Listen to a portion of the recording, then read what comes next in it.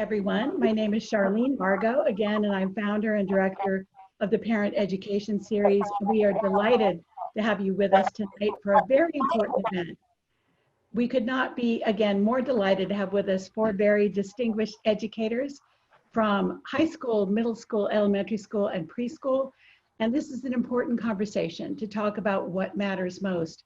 I've been listening to parents as they attend our parent education workshops and webinars, and they're very worried about academics and they're worried about college admission, but most of all, they're worried about how their kids are doing. So I thought, who could be better to answer that question than the educators themselves? So that's what we're going to attempt to do today. Before I get started, I want to begin, of course, with thank yous to our sponsors, the Sequoia Healthcare District, the Sequoia Union High School District, the Las Lomitas Elementary School District, and the Redwood City Elementary School District. Again, we are so grateful for their partnership and their sponsoring. We would not be here without them. So procedurally, again, for those of you who may be new to Zoom, I can't imagine there's too many of you, but if you are, if you run your finger along the bottom of the screen, you'll see a series of icons. Today, we're going to be using the chat button and the Q&A button. So if you have comments or you want to share something, please do that using the chat button. And my partner, Bev Hartman, will be putting some links about this organization in the chat box. So feel free, you can write to the panelists, you can write to one another. And then if you have questions, and I hope that you do, please use the Q&A box for that. We also hope that you will keep your questions general and kind of on the short side, because we're going to try to fit in as many questions as we can. I also have some queries that have come in from parents in the last couple of weeks as we have been planning this event. So we hope to get through a lot of your questions this evening. Okay, let me just tell you a little bit very briefly about our panelists, and then they're going to introduce themselves, tell you a little bit about what got them into teaching, what they're seeing in their students today, and then we'll start with questions. All right, here we go. Lisa Otsuka is former head of the English department at Menlo-Atherton High School. She teaches AP English Lit and Psychology. Lexi Keller-Kleeman is a math and social studies teacher at Hillview Middle School in Menlo Park. Georgia Walton is a third grade teacher at Encinal School, also in Menlo Park. And Parul Chandra is a head teacher at Stanford University. So I'm going to start with you, Lisa. Tell us a little bit about yourself. Yes, it's so nice to be here. I don't know why my heart is pounding a little bit. It's not like I'm not already on Zoom all day long, every day. I have been teaching for about 30 years. I went to school to study mechanical engineering. So I went to Revelle College at UC San Diego and had this amazing opportunity to study abroad in South Africa. I actually taught for a semester. I taught math and science in South Africa. And it was actually during apartheid. So I had this amazing experience where I was able to teach abroad, and I just realized I loved teaching. So what I did was I came back to my school and I changed my major. I figured out what I could do. Ended up majoring in Spanish literature and psychology and pursuing a teaching credential. I began teaching in this area. My program director had a relationship with Dr. Charlie Knight, who at the time was superintendent of Ravenswood.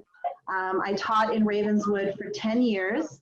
And then I transitioned to high school, where I've been ever since, and have really just over the years been developing my own teaching philosophy. I'm a big believer in marrying rigor with gentleness and relationship. I believe that teaching and learning inherently is relational, which is what makes this time a little challenging for us. And I feel like education should be useful. So with students, we talk a lot about how this is kind of where the rubber meets the road in education. If your education doesn't prepare you, if it doesn't prepare us to understand how to live right now, how to learn right now, how to pay attention and construct meaning from our experiences, that is the purpose of a good education. Ideally, we're helping students become good critical thinkers who decide how and where they're going to pay attention in the world. And what I'm finding as an educator right now is that I'm having to practice a lot of what I preach. I talk a lot about, as a writer, working from a place of uncertainty and ambiguity, and I'm standing in that place of uncertainty on a daily basis. So what I tell my son, who's a brand new teacher, is what I tell myself, that every day you get a chance to keep trying, and you reflect on your practice, and good teaching and good learning is about presence and not perfection. As Anne Lamott says, you keep your butt in the chair. That's what good writers do, and they try and try again, and she says they take things bird by bird. And that's kind of what I'm applying to my teaching philosophy online. Connect, make my curriculum meaningful, and focus more on presence than perfection. Really try to connect to students on a daily basis. Don't need to be perfect. This is all new. But I do want students to feel visible when they're in class with me. I want them to know that I see them as more than an image on a screen. So that's what I really care about right now. Thank you so much, Lisa. Wonderful to hear a little bit more about your story. Lexi, how about you? And I muted you. You may have to unmute yourself. Sorry. I never like going after Lisa. Hi, I am so glad that everyone's here tonight. I was just saying to a friend the other day how appreciative I am of everyone who is engaging in conversations like this and trying to understand sort of the teacher side of this. And so I really appreciate everyone being here. You may know me as Lexi Keller if you have a student who has come through the Menlo Park City School District. I go by Keller at school, or Lexi Eaton if you know me as a parent in the community. I am a mom of a 4th grader at Laurel and a 6th grader at Hillview. So I'm definitely experiencing this pandemic from both sides of the distance learning platform. I am actually a product of the Menlo Park City School District and Menlo-Atherton High School as well. So it's fun to be always part of the community and a continuing member. And now I'm an 8th grade teacher at Hillview, as Charlene mentioned. Getting into teaching was never really a question for me. I think there was a hot second in AP Bio my junior year of MA when I wanted to be a doctor because Stan Ogren was such an amazing teacher, if anyone's from that era. Aside from that, the minute I hit school myself, I wanted to be a teacher, and I had the most wonderful kindergarten teacher.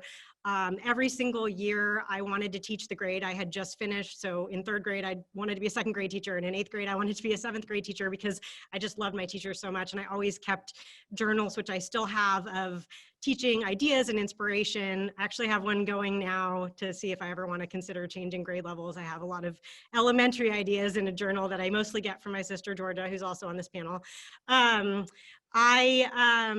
realized that at some point I would have to make a decision about what to teach. So then when I was at an undergrad at Stanford, I would go back almost every day to Menlo-Atherton and help my former calculus teacher, who was also an algebra teacher, in his algebra classes, Jerry Broadkey. So he kind of made me fall in love with teaching math and with the idea of clearly communicating a subject that kids arrived expecting to be confusing, and that sort of became one of the things I tried to bring into my teaching. So I could not get into teaching fast enough. I graduated from college. I was 21 years old, fresh-faced, no experience, and I just had to be in a classroom. So I took a job in a private school where I did not need a credential, so I could start right away, and the rest is pretty much history, except that I quickly moved into public schools, and 23 years later, here I am. I think despite all of the more than 2 decades of teaching experience, I think one of the things that's hardest for me about COVID is that I think all of us feel like first-year teachers every single day. I have to find new ways to deliver information, new ways to connect with students, new ways to engage students, new ways to support students. And so every day is a puzzle and a day that I can grow as a teacher, and it's a challenge every single day, but we're learning a lot. And I think compared to spring, I am feeling much better about distance learning, and I think students are too, I hope. some things I've noticed, I think one of the things that Lisa said that resonated is kids are showing up, and that's half the battle right now. And so, I'm seeing good attendance and good participation. I think kids miss school, and I think by mid-August they were ready to be learning again. So the fact that kids are showing up is wonderful. They're being great sports about technology and about all the challenges that are inherent in this type of learning, and showing all sorts of levels of flexibility. And I think the thing that's really helping the students the most that Hillview actually institutionalized into our schedule is that we have routines. And I think these imposed routines and these imposed schedules are really making a difference for kids, because as much as they resist anything that puts structure in their lives, that's really what they need. So that's one of the things I'm excited to talk more about tonight as we discuss what really matters in COVID learning and teaching.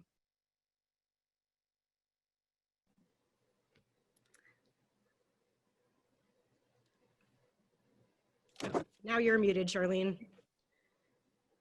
Charlene, now you're muted. Sorry about that, technology. Georgia, I think I know what got you into teaching, but please tell everybody and what you're seeing with your students today. Great. I'm Georgia Walton. I'm a 3rd grade teacher at Encinal Elementary in Menlo Park City School District. I'm in my classroom right now for reliable internet and less background noise. I am a mom of 3 little girls. They are 7, 4, and 3. So there's a lot going on the teacher end and on the parent end from me. I've been teaching 3rd and 4th grade for a total of 14 years, and I started off my teaching career in the Menlo Park schools. And as Lexi said, we grew up here and went to these schools. And so it's really fun to be teaching in the same schools that I attended, and even sometimes with some of my former teachers. A lot has changed about teaching and education since I was a student, and like the others said, we are learning every day. It does feel like we are brand new teachers. How did I become a teacher? I've always worshiped my teachers as well. They're total heroes in my eyes, and some of them I still am in touch with today. But also I sometimes follow in the footsteps of my older sister, who I admire a lot, Lexi. So a lot of that was following in the footsteps. But our family really values teaching as a profession. I always knew I wanted to be in a helping career, so I considered nursing and teaching. And while I was in college, I looked in both directions and narrowed in on teaching finally. What's most important right now? What am I seeing from my students? Most of all, I just have to say I'm blown away by the problem-solving skills, the independence, the flexibility that we're seeing from kids. You know, I spent a lot of the summer thinking about what the beginning of the school year would feel like, feeling a little bit of anxiety about that, probably the same as many students and families felt.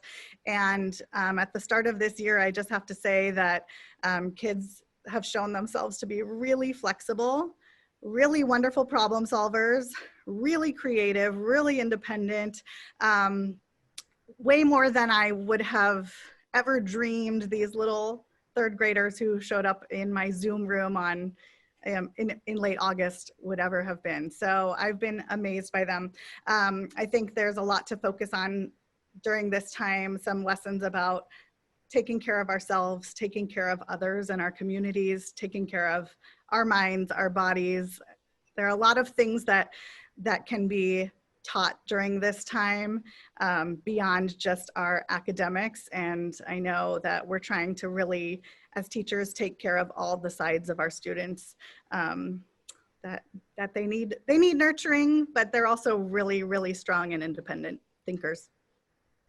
Thank you so much, Georgia. And Parul, before I let you introduce yourself, full disclosure, I just want to say that Parul, again, is a head teacher at Bing Nursery School, which is very near and dear to my heart. I fell in love with Bing as a Stanford undergraduate myself and spent 10 years there teaching. So it's a wonderful place for children. And I know that things are a little bit different because you have started to welcome children back. So Parul, tell us a little bit about you and what you're seeing with kids right now.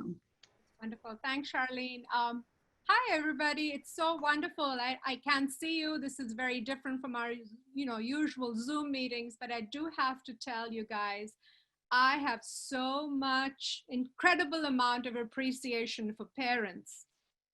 Parents of young children who have been really taking care of their families and trying to keep them safe and secure through this period, along with keeping them entertained, along with trying to create some sort of learning going on at home.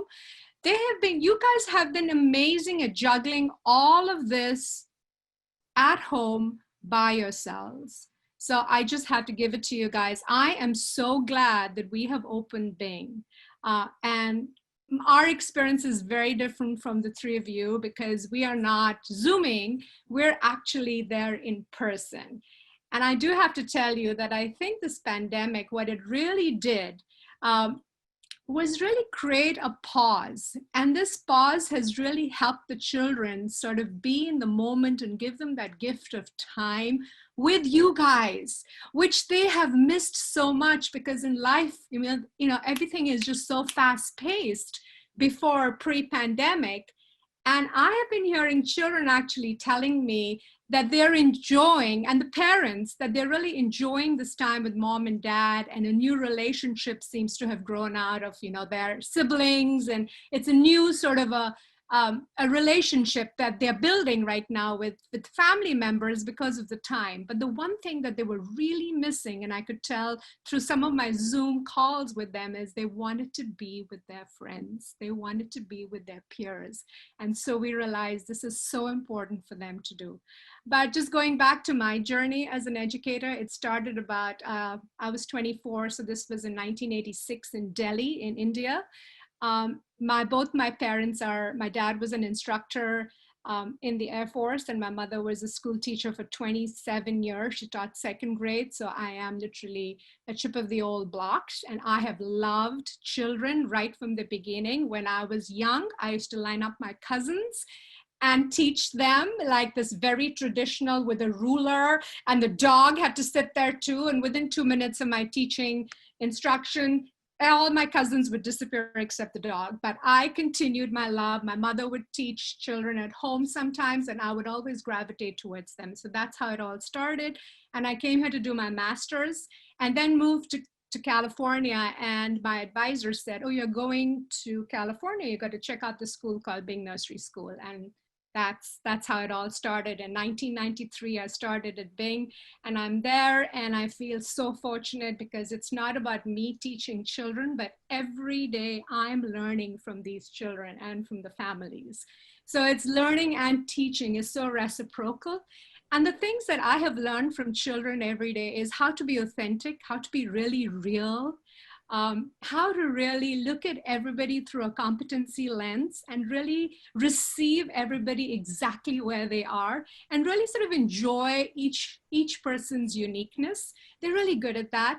They also help you stay in the moment and be present. And that's a gift I think a lot of us adults could really use. They also seek joy in simple discoveries. And so simple things like this is huge. And like Lisa was talking about, it's not about getting it right, but it's about trying. It's about sort of developing a growth mindset about I can do it, being creative, being problem solvers.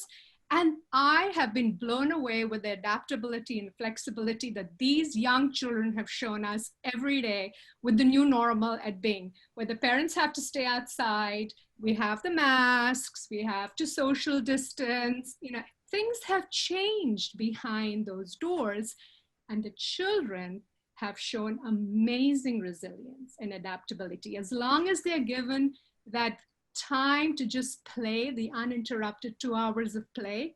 And I think that's what I feel I want to again talk to the families about, trying to create those moments for the young children, but also trying to create those same moments that your 4-year-old and your 5-year-old and even your 3-year-old enjoyed so much. Even now, even if they're teenagers, they still need that downtime, the playtime, time to be creative. Listen to them. They have a lot to say. Validate them, acknowledge them. You don't have to agree with what they want to do, but just listening to them so they really feel you're on the same side of the table, and helping them really come up with ideas as how to meet their goals in a way that seems socially appropriate or maybe ties in with the family values. So those are some things that I would really urge you guys to sort of think about, again, because we tend to forget when you're like, oh, he's 14, he'll be fine or she'll be fine. But try to go back when they were younger and think about all the things that they needed, because everything that works with young children actually works with adults. We just tend to unlearn it and make our lives more challenging. So if we can just hold on to those few gifts that these children have really sort of taught us, that would help us sort of move forward. Thank you, Parul. Well said. Well said. I always say to parents, you know, a 14-year-old is not that different from a 4-year-old. It's still the same child. So this is for you teachers who are doing distance learning. What would you like parents to know about remote learning? And I'm assuming you may each want to chime in, those of you who are actually doing this remote schooling. What would you like parents to know about distance learning? Anybody? I can start on this one. So again, I teach high school and I teach AP Literature and Psychology. So this is kind of my lens and my vantage point.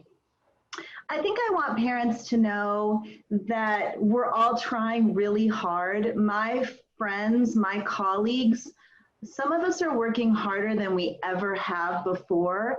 So I really do, you know, I value my relationship with my students. I'm working on this morning, noon and night, and I see my friends doing the same thing. I think I also want parents and students to know why we emphasize having a camera on when the technology is there. I think in general, when we're looking at a screen, you know, it's time to grab popcorn and kick back. We're passive consumers of our media. And so one thing I would like everyone to understand is there's already an engagement issue on a screen. We as teachers need to make that connection to the class. I can tell you by name the students who laugh at my jokes, and I really appreciate it dearly. I love seeing, you know, Parul mentioned the reciprocity of the relationship between educator and student. So we are doing that not to in any way be difficult or punitive, but because there's a reciprocal nature to teaching, especially for those of us. When I teach 3 classes, the same class 3 different times, it's never the same because it is not a passive experience. So I am feeding off the energy and the questions and the interaction of the students. And so everything is different. And then I think the third thing I would love for everybody to understand is that, you know, this is very, in some ways, very unnatural. Screen time, you know, Parul was mentioning the importance of play. And I always ask students, what are you doing outside of school? What inspires you? What are you doing to take care of yourself? But part of the problem with being on a screen all day long is, quite frankly, you forget you have a body. So you can be in a terrible position, you can have eye strain. So students need to not be in class all day and then be on screens all afternoon. We all need breaks from that. I think also it creates a lot of the racing mind. Just in general, we have this kind of habitual discursive mind. And the way to get around that is to go outside, activate the parasympathetic nervous system, and be in nature, look up, have a phone conversation with a friend while you're walking somewhere. That is not wasted time. Listening to music on your headphones. It's, again, I notice I'm having more trouble sleeping now that I'm on screens all day, because not only does the blue light emitted from screens signal wakefulness in the brain, but you just have more mind conversation going on. So taking care of ourselves is of the utmost importance. And one thing I'm doing is, again, you know, I'm teaching all day until 1:30. From 2:30 to 5, I'm having individual conversations with students, and teachers are doing all of these extra things. So when I could be grading or I could be, you know, lesson planning, I am having bi-weekly individual conversations with each student, trying to make sure they're doing okay, try to, build that relationship. And every educator I know, the colleagues that I work with at MA are the most amazing people. And we're all doing this. We're all working so hard. I just have so much respect for my friends and my colleagues. And I just want everyone to understand we're working very hard, because quite frankly, teachers have felt like they've been a bit under fire since the spring. And it's very difficult when you're working so hard at something. And if somebody even, in any way criticizes one of my friends, I immediately take umbrage because I see how hard. In the same way as a parent, I'm looking at my son too. So I think we all have to have grace with ourselves and with each other, because as Lexi said, we're all kind of figuring this out. So that's what I would like parents to know. I'll chime in. There have been some really incredible silver linings of distance learning that I didn't anticipate. And one of those is getting to know students who might be a little bit more reserved at school when they're in their own home, in their own room with their stuffed animals nearby. Oftentimes they're willing to speak up more. So I found that there's been a lot more equity of students speaking up. And I also feel like I get to know kids on a really personal level. Like I know their pets, they bring their pets in, their stuffed animals are right there. They show us their Lego creations. So a lot of the things that couldn't normally happen inside the classroom, like really getting in touch with their personal interests, which really do help us form the relationship we need to make learning happen, are a little bit easier via distance learning. There's just some comfort that I think they feel with the separation of the screen, but also being in the comfort of their own homes with their own things there. And they feel a lot of pride when they get to share and show things that they're passionate about. So that's been a silver lining of distance learning that really I'm hearing from more students and getting to know them on a deeper and more personal level. Thank you, Georgia. Lexi, what about you? What have you seen that's surprising you, or do you want parents to know? Sorry. I think Lisa and Georgia covered a lot of it. I think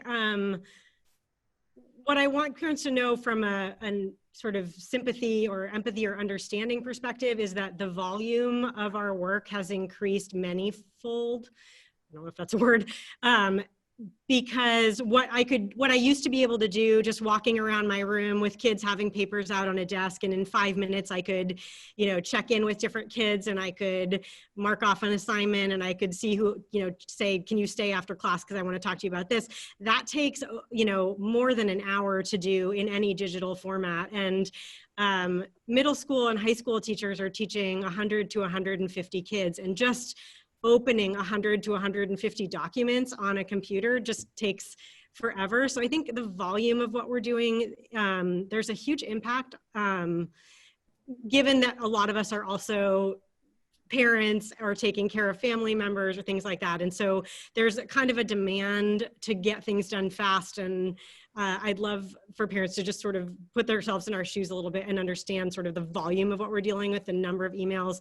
A little tiny tip that I have given some parents, if this is helpful, is that a lot of parents send emails, and I love when they put at the bottom, no reply necessary. I just wanted you to know this, no reply necessary, because I'm answering, 20 to 30 emails a day just at lunchtime that have come in. So I think we welcome the communication. We need to know what's going on, and we need to hear those things. But anytime you can sort of let a teacher off the hook for feeling like they have to respond or follow up versus just soak that info in, that's really helpful for us right now.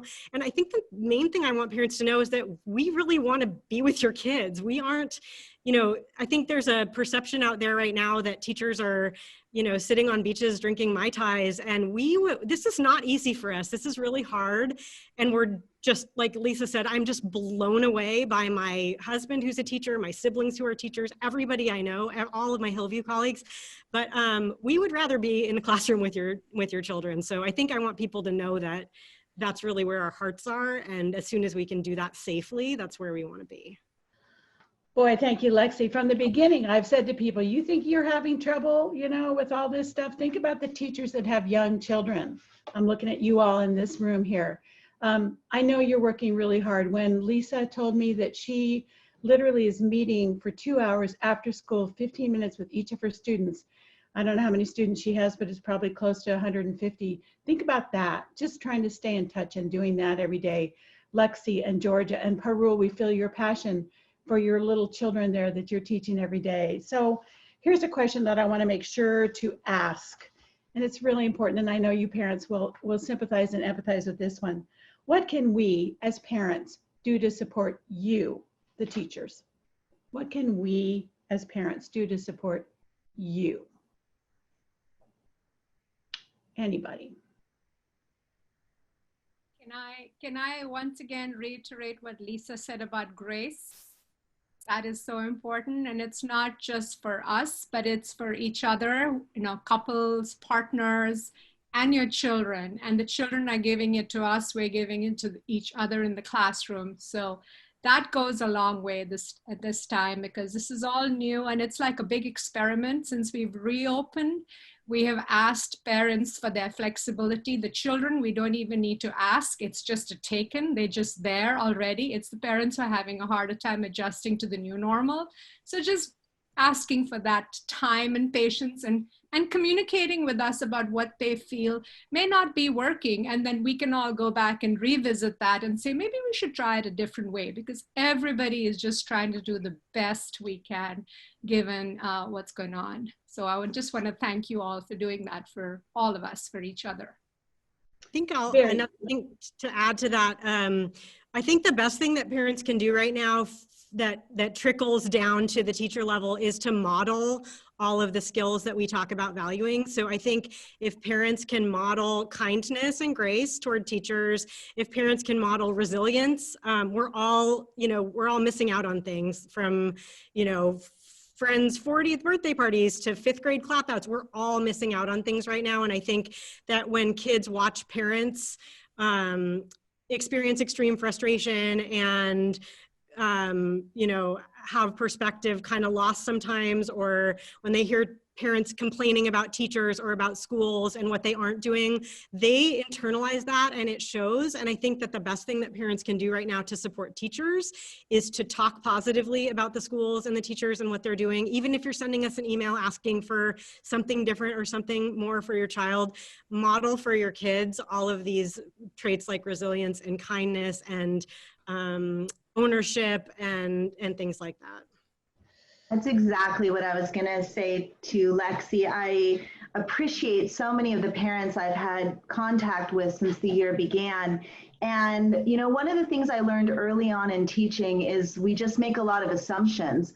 Somebody comes late to class and it's easy to assume, oh, you're not taking my class seriously, or, you know, you're not a serious student.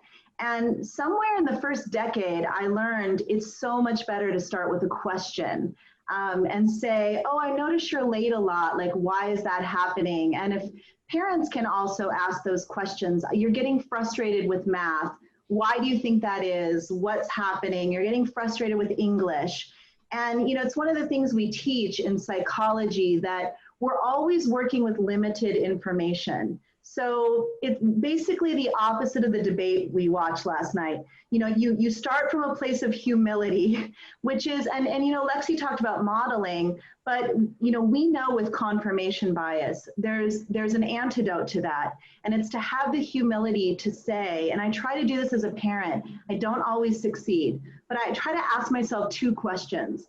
You know, what am I not seeing? And what else might also be true? So your teacher might be assigning a lot of work. What else might also be true? That teacher only has a few class periods a week now. That teacher's trying to make sure you're prepared for college. That teacher's trying to cover content. So it's not to say that, you know, the critique is invalid. It's just coming from a place of humility and modeling that viewpoint that we're always missing information. So if we can start from that vantage point, instead of making assumptions, we can actually gather more information. And this is what we do in English. You suspend judgment, when you analyze. And the whole class is training in paying attention, training in kind of consciousness. So I know for myself, it's very difficult to do, but to acknowledge at any point that multiple truths can be coexisting and that I am working with limited information, it's just a kinder, gentler way to live. And it's not always easy, but this time is teaching me more about that. Thank you, Lisa. We are going to get to some of the bigger questions before we wrap today, but here's one that I think a lot of parents probably are wondering about. This came from a parent. Should I stay away from my son while he's attending distance learning, or should I check in to see if he's paying attention? Should I stay away from my son while he's attending distance learning, or check in? It's a little bit of a loaded question. I can talk about that one a little bit. I mean, I do think a lot of this depends on your individual child and their age and grade level. What I try to do with my second grader is check in at the end of the day when I get home from work and see, like I check that she turned in her work, and occasionally I check that she completed her work. But the bigger thing that I try to do is give her some independence in this and see how she does with that. And you know, when a problem arises, I kind of step in and ask, like, oh, how could we have solved that? For example, she missed her music Zoom the first week of school and was a devastated hot mess, big tantrum. And instead of, you know, getting angry with her, I said, oh, like, what could we do to make sure that that doesn't happen again? And we put a little schedule of her specialist classes up on the wall in her workspace. I do think that kids at the elementary level do need some assistance in managing supplies and organization. That is, you know, if we were in the classroom right now, we would be spending time every week organizing our desks and our workspaces, and they still need that at home. They don't need you to do it for them, but they need some kind of coaching around how to organize themselves. But I think kind of stepping back and seeing how they do, and then when they need assistance, you know, asking them, how can you solve this problem? What can we do so that won't happen again? How can I help you keep this desk organized and your space organized is a good way to approach it, at least at the elementary level. Thank you, Georgia. So does anybody else want to comment on that before I have another question for you? Really quick, can I just give you an analogy of what Georgia just said is if you remember your younger child, and if you have a younger child right now, imagine they're doing a puzzle. How much are you helping them? So what she was talking about is you as a scaffolder, you as a support system, not to really do it for them, but to show them the techniques of how they can get there by asking open-ended questions, stepping in, moving back, stepping in when you think they need it, so they don't totally lose interest, and then letting them eventually do it on their own. And then you can pull back and the building can just sort of, you know, stand on its own eventually. That's a great point. Great point, Parul. All right, so this is what we promised to ask. When I was thinking about this event, I realized that although academics are terribly important, as a parent, and I have adult children, my son who's an MA grad was actually married last weekend, so I've been really reflecting on the journey of parenthood. And I think that what really matters most right now is not necessarily calculus or pre-reading or even AP Lit, as much as we love them all. So I want to hear from each of you just briefly, what has surprised you with your students and what do you think matters most?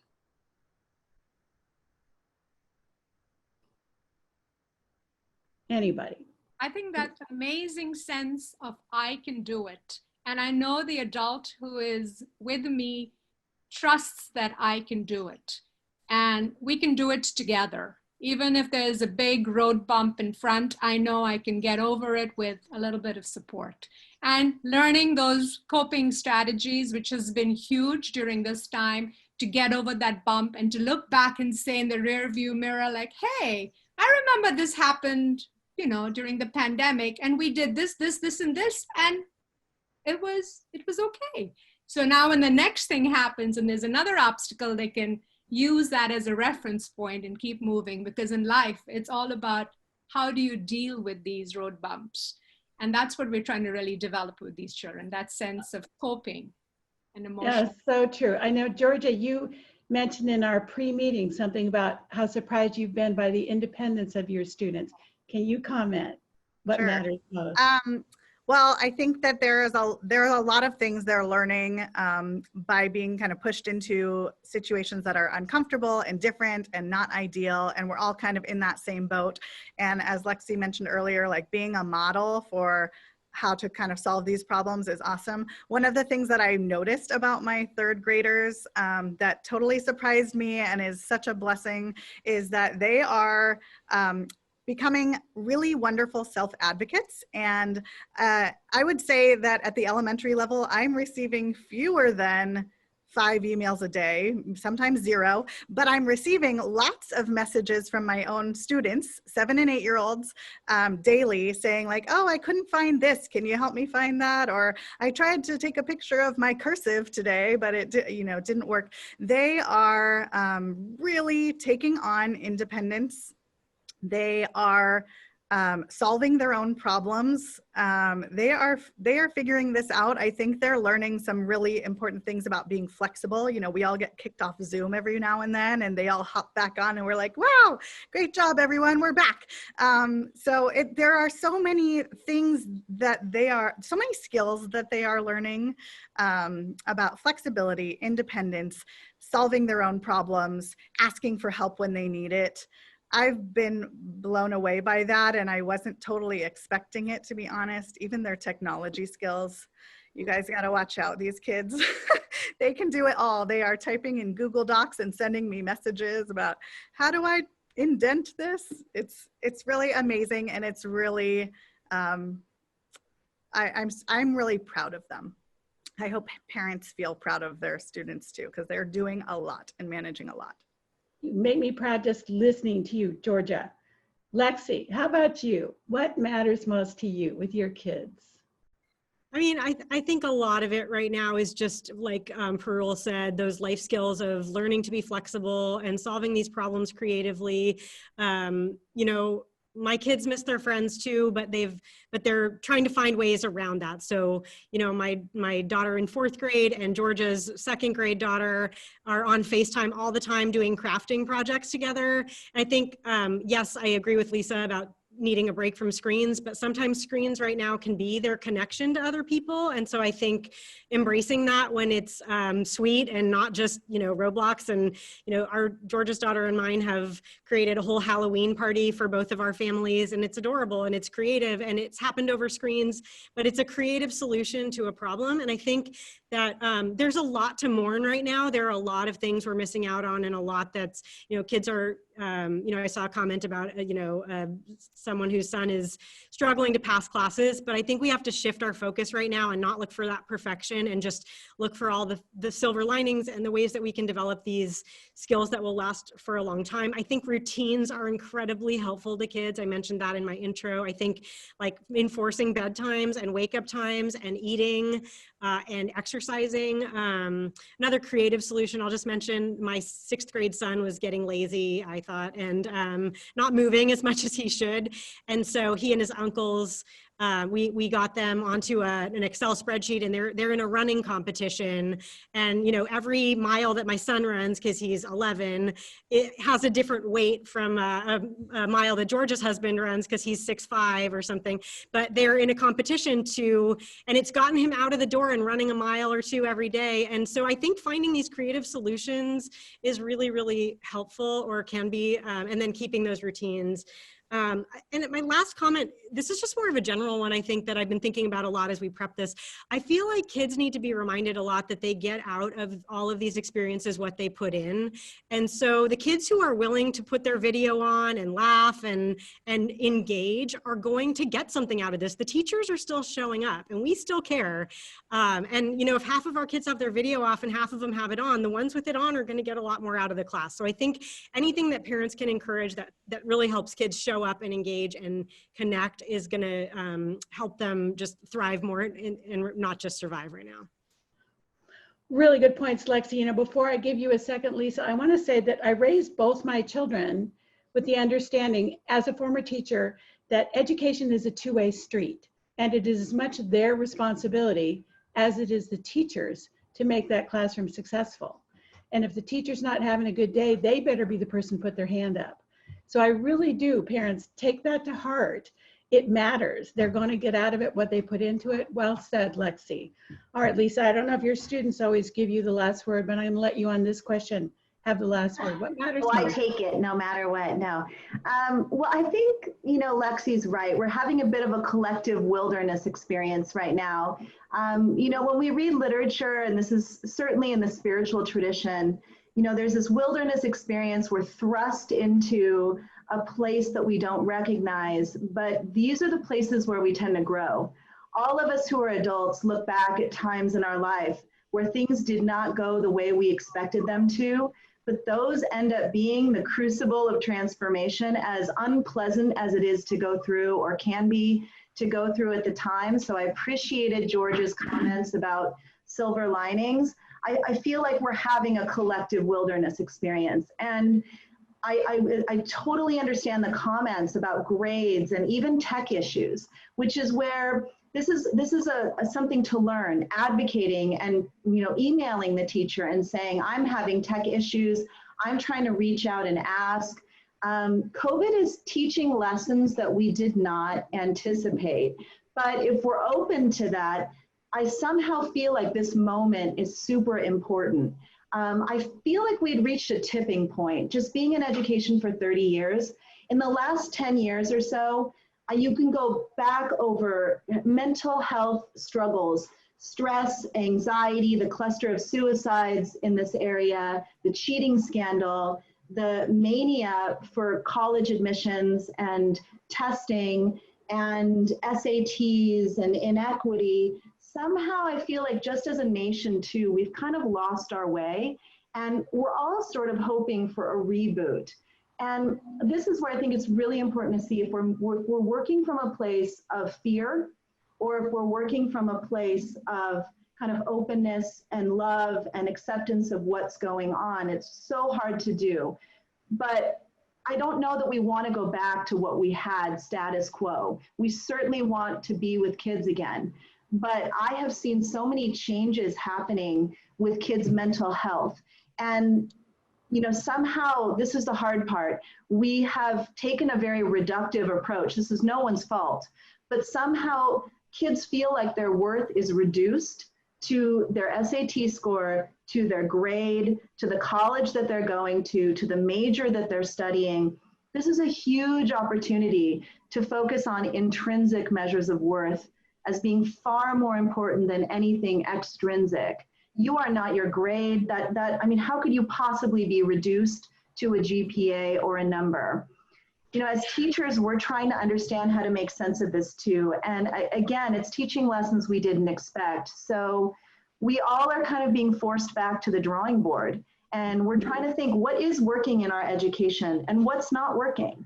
Because as much as I want to idolize everything that happened before, in the time before, the land of before, the truth is it's easy to get stuck, especially once you've done something for so long. We just stop seeing things. And this is, again, a wilderness experience that's forcing us to see maybe some things we weren't paying as much attention to. And it's harder to live that way. It's a more vulnerable place to kind of stand in that place of uncertainty. But, I'm trying to approach it more in that sense of, like someone mentioned, a puzzle or a challenge, because we were at a tipping point in some ways before. Thank you, Lisa. We're getting questions, and we really do have to wrap, but I want to let you know people are asking questions with kids who are unhappy with distance learning, not very enthusiastic about learning. But I think that if you really, parents, go back and listen to the advice that you've heard today, focusing on the silver lining, focusing on the growth, focusing on the self-advocacy, you'll find a lot of things to recommend to your students that will be helpful, no matter whether they are 4 or 14 or 24. So again, last question is one I borrow from my friend Becky Beacom from Palo Alto Medical Foundation, and she likes to end her events by asking, what gives you hope for the future? So anybody, very quickly, what gives you hope for the future? Parul. I think that rebooting is all about slowing it down, and I think it's all about families. Families matter. They're the most important thing. And I think this has really brought it back, full cycle back to what is important. So let's go back and reboot, because family took traction in a way that we haven't had in years. Everything has been outsourced. You come back, rush, rush, rush. You go through all your routines, you tuck them in, and it's back again. Tomorrow morning, we start the whole thing again. Now is the time to really get to know your child for who they really are. Really let them know who you are. Have that relationship, spend time with them, listen to them, play with them. Just have your own family rituals, build that. So when tomorrow, when this is all over, they look back and say, wow, remember when we used to play those card games and when we danced and we sang and we read poetry, or we painted a mural together as a family, or we cooked, whatever it is that you guys like to do it together, because this is the time you have together, and very soon they'll be gone. And it's like everyone's saying, it's learning is important, but I think it's about that relationship and that bond that we can do just about anything when we have each other.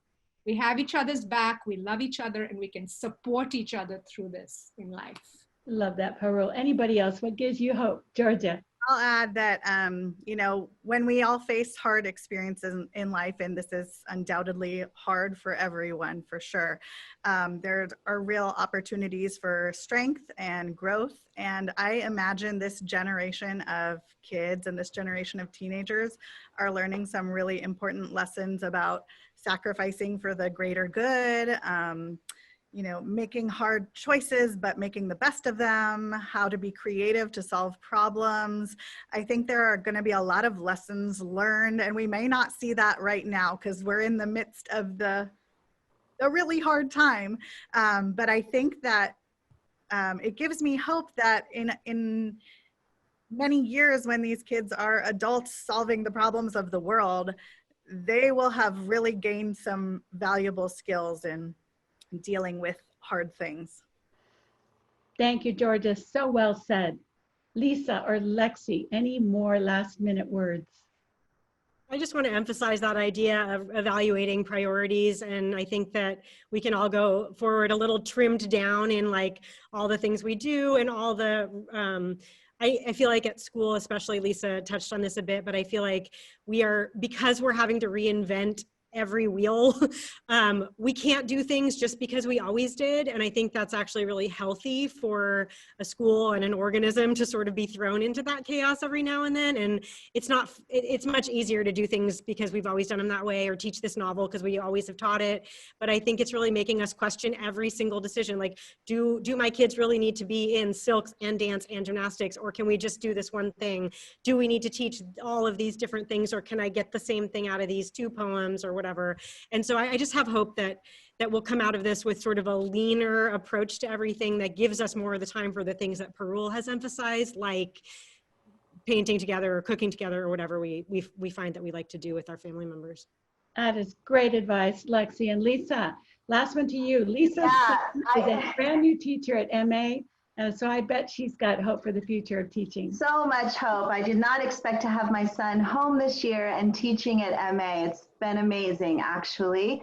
Well, you know, I feel like this has just really been an amazing time. And I love what Lexi just said about kind of becoming leaner, not maybe actually literally, because carbs are everywhere and plentiful in the world of my kitchen where I teach from, but becoming leaner in terms of, you know, I've said this for so long in the classroom, but I really see it now. I've made some new friends. I've connected to new people during this time, and the kids are telling me they have too.